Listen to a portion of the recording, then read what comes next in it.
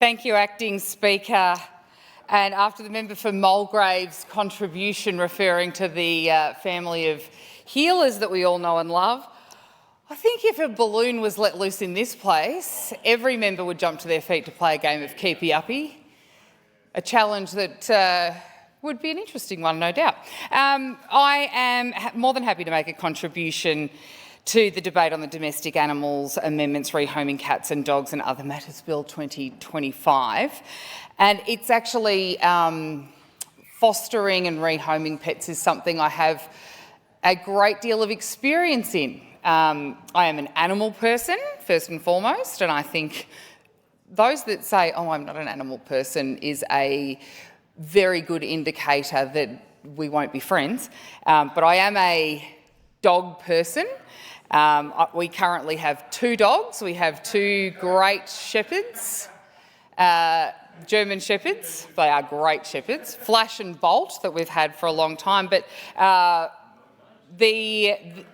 last dog, Ripper, actually came to us through this scheme when several years ago, when I was actually a counsellor, and given the geographic area of the great northwest of the state, Acting Speaker, sometimes getting pets from pounds to registered foster carers can be a challenge because of the great distances that need to be travelled. So when a call comes in saying there's a couple of dogs in the Robinvale pound that need to go to Bendigo, would you do it? How can you say no when you're an animal person? On one particular occasion, it was actually the breed of dog was mistaken to be a greyhound. And so the greyhound group wanted this dog that was in the pound. So I, of course, got the call to deliver the dog to Bendigo, along with a golden retriever who was wonderful and full of personality but wouldn't sit still. But the dog that was mistaken to be a greyhound, he was brindle, looked a bit like Santa's little helper off The Simpsons. Turns out, wouldn't get into the back of the car I had at the time, which I think was a Mitsubishi Outlander, would only get into the front seat. And between Robinvale and probably Swan Hill, that dog, which I later named Ripper, didn't take its eyes off me. So it was decided without prior approval from the man of the house.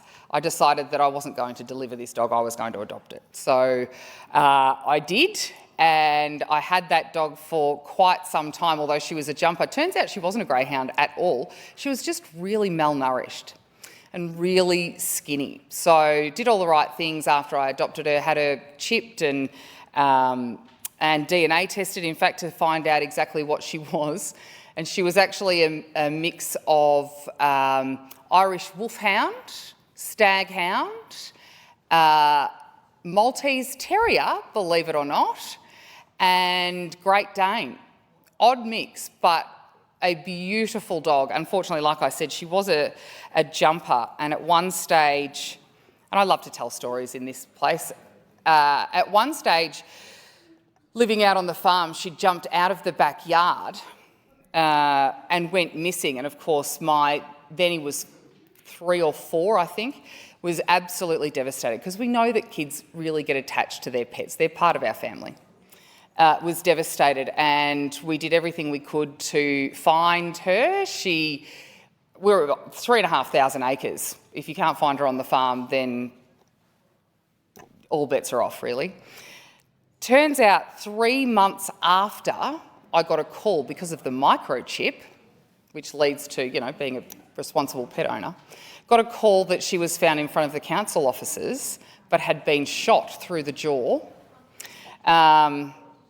It was pretty awful. Had her bottom jaw shot off, but of course I went and collected her and took her to the vet and fed her through a tube for weeks and weeks until she made a full recovery, and then jumped the fence again, never to be seen again. So that and unfortunately didn't have pet insurance. But she was a beautiful, beautiful dog. But the importance of microchips, because these pets sometimes make it home and they sometimes don't. But now we do have 2 German Shepherds that are members of the family, and I know if anything ever happened to those, both children now, we've got 2 boys, would be completely devastated. Absolutely, as would myself and my husband. And he often brings it up about what we do when these dogs are no longer with us, and it's something I am not willing to discuss because I don't want to think about it. But getting back to the bill, Acting Speaker, this bill is before us today to fix the scheme that was put in place back in 2016, and the voluntary foster carer registration scheme, and which was predictably, some will say, underutilised. At the time, foster carers, the MAV and others sort of failed to recognise the alarm. And the uptake of the scheme was pitiful. I think there was just 50 foster carers across the whole state. And that leaves thousands of volunteers locked out for support and recognition of what they do. And what they do, like I said in recalling my involvement with foster caring and transporting dogs, it's sometimes, particularly in regional areas, is a big job because there's big Ks to be travelled, and volunteers will do that whether or not they've ticked the box, filled in the form and whatnot, just because we love animals. It's as simple as that. So this bill will scrap that broken system and will replace it with a pet rehoming authorisation scheme. So under the new arrangements, rehoming organisations can apply for authorisation for up to 3 years, reporting data to councils and the state, and in return access some grants and limited exemptions from council pet registration fees. And while we're on council pet registration fees, if you've got dogs, they're not cheap. We don't have, our German Shepherds haven't been desexed because they are beautiful dogs, and we've bred the father twice, and I think his son. We also have the first pup from the first litter as well, and he's had a couple of litters as well. So we haven't desexed them, but that adds quite a lot of extra cost to registering pets. So the ability for exemptions from council pet registration fees is a really positive thing for volunteers. The bill also clarifies that authorised officers can enter backyards, for instance, to seize a dangerous dog. And those that do go in to seize dangerous dogs are braver than I, because even though our dogs are not dangerous, if you were to come to our backyard and see 2 big German Shepherds barking at you the way they do, mind you, if they know you, they will lick you to death, but it's a pretty confronting sight. And of course there's safeguards of a warrant being required, obviously, to enter someone's home or caravan, etc., etc. It also fixes an anomaly around hunting dogs and reduced registration fees. And hunting dogs is something that I also have a fair bit of experience in, given the amount of hunters up in the Great Northwest.